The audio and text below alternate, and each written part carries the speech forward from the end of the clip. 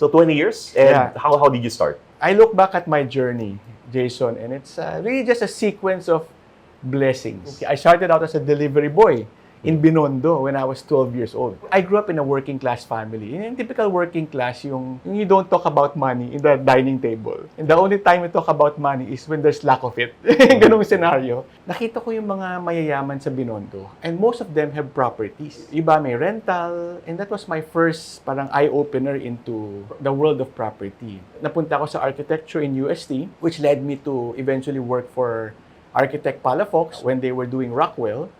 And then eventually, we got work with Ayala Land. You weren't working for money.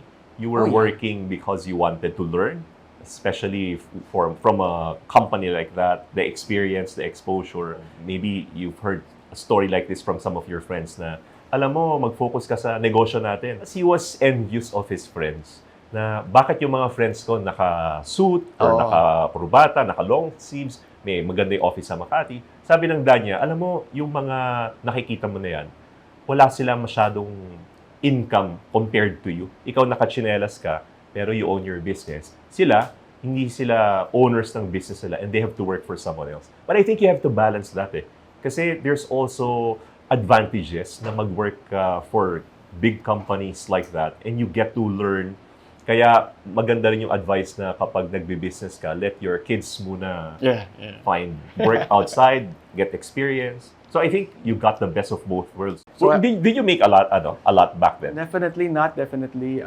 If you don't mind me asking, how much were you making yung nag-start ka mag-work? As a junior architect, siguro you take home 5,000 pesos a month. A month, ah? Maybe like that. No? But for a young guy, in a corporate world, naka-long sleeves ka, naka-necktie ka, di ba? Yung pag-uwi mo, parang happy yung mga parents na, oh, this guy made it, di ba? So I would take the MRT, going to Makati, take the bus, yung mga typical na experiences. And sabi nga nila it's such a blessing for us to experience those pleasant struggles in life.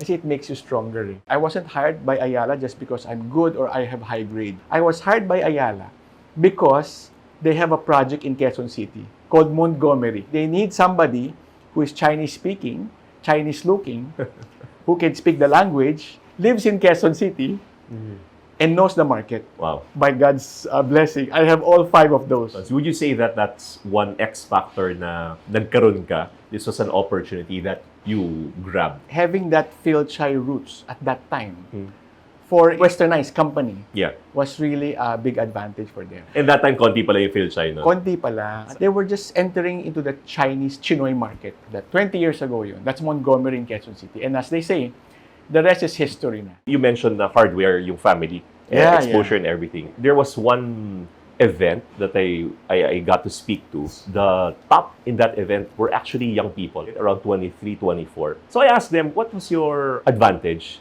And they said the advantage would be obviously online. Yeah. So with you, it was that beginning of a Chinese market Yeah. na na-capture mo. Ngayon naman, iba, online naman. And then, yung mga papasok naman na bago sa online ngayon, they will find out na parang ang dami ng gumagawa. Yeah. See? And yet, when they felt like it was a bit more difficult, many left also. Yeah. While you were still there, hardware businesses, ang hirap ng hardware ngayon. Yeah.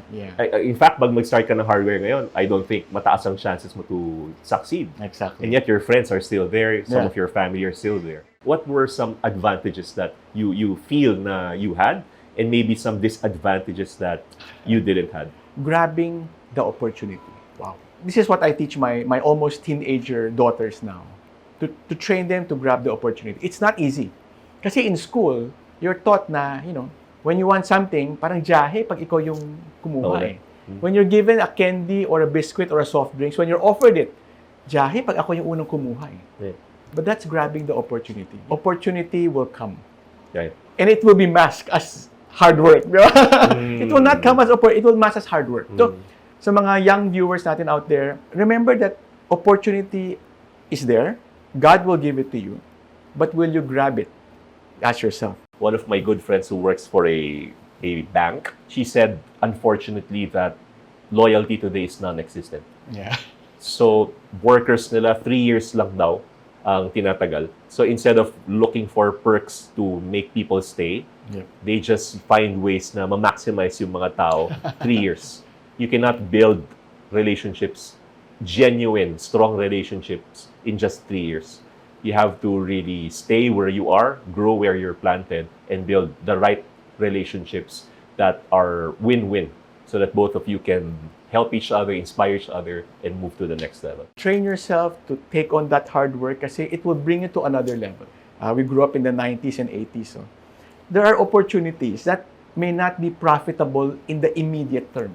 Yeah. But it will lead you to your second step, which it will be profitable.